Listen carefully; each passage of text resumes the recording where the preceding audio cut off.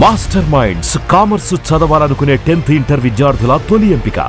కానీ రవిబాబు గారు మీకున్న టాలెంట్కి మీ దగ్గర మీరు రాసుకునే కథలకి మీ పెన్ను పవర్కి పెద్ద పెద్ద అంటే స్టార్స్ని పెట్టి చేయొచ్చు, అంత ఉంది మీ దగ్గర.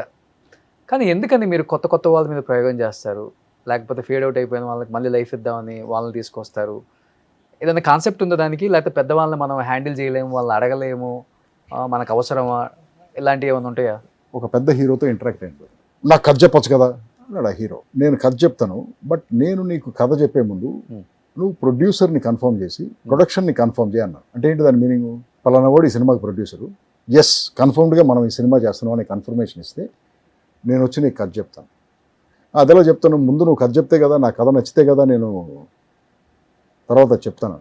C that is the problem for me. నేను ఒక 6 నెలలు కథ చేసి నేను నీ దగ్గరికి వచ్చి కూర్చుంటాను, నువ్వు ఒక గంట అయిన తర్వాత ఇంకో కథ తీసుకురా అంటావు. నాకు 6 నెలలు పోయింది కదా ఇక్కడ, అవునా కదా? ఓకే, అంటే నా టైంకి నీకు రెస్పెక్ట్ లేదు. సో అందుకే నేనేం అడిగా, నిన్ను ఎస్ కన్ఫర్మ్డ్గా సినిమా చేస్తున్నావు అని చెప్పు, నేను 6 నెలలు కూర్చుంటాను.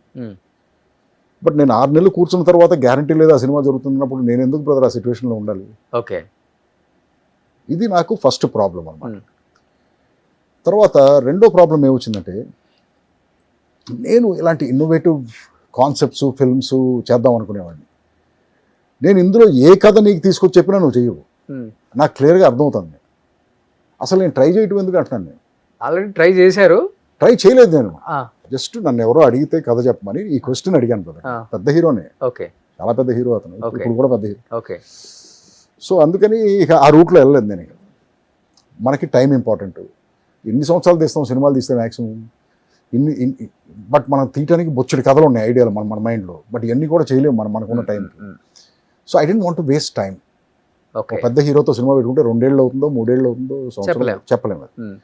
అంత టైంలో నేను 3-4 ఇంట్రెస్టింగ్ సినిమాలు, నాకు నచ్చిన సినిమాలు తీసుకుంటాను. ఓకే, నాకు అది సినిమా సైజ్ కాదు కదా important, the power of the idea కదా ఇంపార్టెంట్. నేను కొత్త కథ తీయగలిగానా లేదా అది ఇంపార్టెంట్ నాకు, అంతేగాని అడెవడో పెద్ద స్టారో కాదో అది ఇంపార్టెంట్ కాదు నాకు. ఈ రీజన్ వల్ల నేను పెద్ద హీరోస్ దగ్గరికి వెళ్ళలేదు, అప్రోచ్ అవ్వలేదు, చేయలేదు. అది సూపర్ అసలుకి. సో క్వాంటిటీ కన్నా quality important. Exactly okay, always great అది. బట్ వాళ్ళు అప్రోచ్ అవుతుంటారు కదా డెఫినెట్గా, కొంచెం కొన్నాళ్ళ తర్వాత మానేస్తారు కదా, అందరికీ అర్థమైపోతుంది కదా బ్రదర్. ఇప్పుడు యాటిట్యూడ్ అర్థమైపోయి ఎవడు మాట. పోనీ సినిమా హీరోస్ కూడా ఒక ఈగో ఉంటుంది కదా, మన దగ్గరికి రావాలనే ఫీల్ ఉంటుంది కదా, మనం అప్రోచ్ అవ్వము. సో కానీ ఇప్పుడు సినిమా పక్కన పెడితే డోంట్ గెట్ మీ రాంగ్, వీళ్ళందరూ నాకు ఫ్రెండ్సే. అదే అందరూ ఫ్రెండ్సే, we are good with each other, కలిసినప్పుడు బాగా మాట్లాడుకుంటాం, అవన్నీ ఓకే.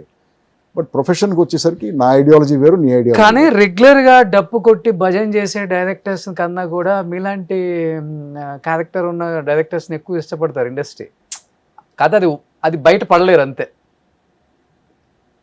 అంటే ఇప్పుడు కాదు బ్రదర్, ఇప్పుడు ప్రొడ్యూసరే పవర్ఫుల్ అన్న ఇండస్ట్రీ నుంచి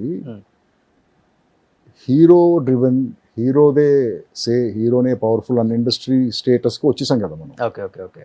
సో ఇది మరి ఎవరి దగ్గర పవర్ ఉంటే వాళ్ళ దగ్గరికే కదా, బెల్లం దగ్గరికి చేమలు చేరినట్టు. ఇప్పుడు డైరెక్టర్ అయినా హీరోలైనా ఆ హీరో దగ్గరికే, డైరెక్టర్ అయినా ప్రొడ్యూసర్ అయినా ఆ హీరో దగ్గరికే వెళ్తారు కదా. మరి హీరోనే డిసైడింగ్ ఫ్యాక్టర్ కదా, కథ ఓకే చేసేది హీరోని చూసే సినిమాలకు వస్తున్నారు మరి. బట్ యాజ్ ఏ ప్రొడ్యూసర్గా, యాజ్ ఏ యాక్టర్గా, యాజ్ ఏ డైరెక్టర్గా చెప్పండి, సినిమా వ్యయం అనేది అప్పటికి ఇప్పటికి చాలా డిఫరెన్స్ వచ్చింది. థియేటర్స్కి వెళ్తే 300 రూపాయల టికెట్, 900 రూపాయలు, 1000 రూపాయలు రిలీజ్ రోజు వెళ్ళి జీవో తెచ్చుకుంటున్నారు, పాస్ చేస్తున్నారు. ఒక ఫ్యామిలీ సినిమాకి వెళ్ళాలంటే మినిమం 10,000 అవుతుంది. బట్ ఇక్కడ చూస్తేనేమో మీరు అన్నట్లుగానే ప్రొడ్యూసర్స్ ముందే హీరోల్ని ఎప్పుడో 3-4 సంవత్సరాల ముందే డబ్బులు ఇచ్చేసి, రెమ్యునరేషన్లు ఇచ్చేసి, అడ్వాన్స్లు ఇచ్చేసి ఫిక్స్ చేసేసుకుంటున్నారు. బట్ హీరోలు కూడా 100 కోట్లు 150 కోట్ల రెమ్యునరేషన్కి వెళ్ళిపోతున్నారు, సినిమాలో 30% 20% షేర్ అంటున్నారు. ఓవరాల్గా చూస్తే ఇక్కడ సినిమా లవర్ అనేవాడే నష్టపోతున్నాడు, సినిమా వేయరే నష్టపోతున్నాడు. సినిమా వేయాలి అంత పెరగటం అనేది మంచికంటారా చెడుకంటారా? సినిమా అనేది ఒక పోర్ మ్యాన్స్ ఎంటర్టైన్మెంట్ బ్రదర్. ఒక మామూలు జేబులో 5 రూపాయలు ఉన్నాడు కూడా ఒక 2-3 అవర్స్ వెళ్ళి ఎంజాయ్ చేయగలిగేది సినిమా, నా పాయింట్ ఆఫ్ వ్యూలో అంతే. అవును, ఇలాగే ఉండేది. అది ఇప్పుడు ఎక్కడికి వెళ్ళిపోయిందంటే, అది అసలు నేను అఫోర్డ్ చేయలేనేమో సినిమా చూడటం అనే స్టేజ్కి వెళ్ళిపోయింది కామన్ మ్యాన్కి. బట్ అయినా సరే పాపం మంచి సినిమాకి ఇబ్బంది పడుతూ వెళ్ళి సినిమాలు చూస్తున్నారు వాళ్ళు. వాళ్ళ స్టార్ సినిమా వస్తే ఆ ఫ్యాన్స్ అందరూ పాపం డబ్బులు ఖర్చు పెట్టి వెళ్తున్నారు. బట్ ఇది కరెక్ట్ కాదు కదా అంటాను నేను. వాళ్ళకి అఫోర్డబుల్ చేయాలి కదా. ఇప్పుడు ఫస్ట్ డే వచ్చేది ఎవరు బ్రదర్? ఫ్యాన్స్ కదా. పీక్లో ఉన్న ఫ్యాన్స్ వస్తారు కదా. మరి అంత అభిమానం ఉన్న వాళ్ళ దగ్గర మనం ఎక్కువ డబ్బులు లాగేటువంటి తప్పు కదా అది. వాళ్ళకి ఫ్రీగా వేసేయాలి ఫస్ట్ డే షో. ఇదేదో బాగుంది సార్, ఫాలో అయితే బాగుండు కదా. నా పీక్లో ఉన్న ఫ్యాన్సే వస్తున్నారు నాకు ఫస్ట్ డే. అరే నా ఫ్యాన్స్ రా మీరు, ఫస్ట్ డే మీరు అందరూ ఫ్రీగా చూడండి రా సినిమా, ఎందుకంటే మీరు లేకపోతే నేను లేనురా. ఇది కదా యాటిట్యూడ్ ఉండాలనుకుంటున్నాను నేను. రెండో రోజు నుంచి 1000 రూపాయలు పెడుతున్నారు టికెట్. ఫస్ట్ డే మాత్రం ఫ్రీ రా మీకు అనొచ్చు కదా ఎవరన్నా. అంటే ఇది ఈ ఫిలాసఫీ కరెక్టా కాదా అనేది నాకు ఇప్పుడు తెలియదు. ఫస్ట్ డే తప్పితే సెకండ్ డేకి వచ్చే వాళ్ళు ఎవరు లేదు సినిమాలకు, అట్లా అయిపోయింది ఇప్పుడు ఈ సినిమాలు. అది ఇక కంటెంట్ మీద ఆధారపడి అదే ఉంటుంది. చెప్తున్నా సార్. సో అంటే నీ కంటెంట్ మీద నీకు నమ్మకం లేక ఫస్ట్ డేనే డబ్బులన్నీ లాగేయాలని ట్రై చేస్తున్నావా? అది పర్టికులర్గా ఫ్యాన్స్ దగ్గర నుంచి, నిన్ను అభిమానించే ఫ్యాన్స్ దగ్గర నుంచి. ఎంత తప్పది? హార్డ్ కోర్ ఫ్యాన్ బ్రదర్ నేను. నీ సినిమా నేను చూస్తాను ఫస్ట్ డే వచ్చేసి. నాకు నువ్వు దాన్ని అసలు అన్అఫోర్డబుల్ చేసేస్తున్నావు. నేను ఎక్కడో పోగు చేసి 1000 2000 తీసుకొచ్చి 5000 అయినా సరే డబ్బులు ఖర్చు పెట్టి నేను నీ సినిమా చూసేవాడిని. నన్ను ఎక్స్ప్లాయిట్ చేయటం కాదు అది. ఎగ్జాక్ట్లీ. నాకు నిజంగా అంత స్టార్డమ్ ఉండి నాకంత సేవ్ ఉంటే నేను మాత్రం ఇదే చేసేవాడిని బ్రదర్. ఫస్ట్ డే నా ఫ్యాన్స్ అందరికీ ఫ్రీ అమ్మ. దానికి ఏదో సిస్టమ్ పెట్టేవాడిని. ఇది నా ఫ్యాన్స్ అసోసియేషన్, దీంట్లో రిజిస్టర్ అయి ఉండాలి, ఆ ఐడెంటిటీ కార్డు చూపిస్తే నీకు ఫ్రీ రా టికెట్ ఇవ్వాలి. సో May 8th అందరూ రేజర్కి బ్రదర్ నేను ఫ్రీగా మాత్రం చూపించాను మీ సినిమాని. నేను అంత పెద్ద స్టార్ని కాదు బ్రదర్, నాకు అంతమంది ఫ్యాన్స్ లేరు.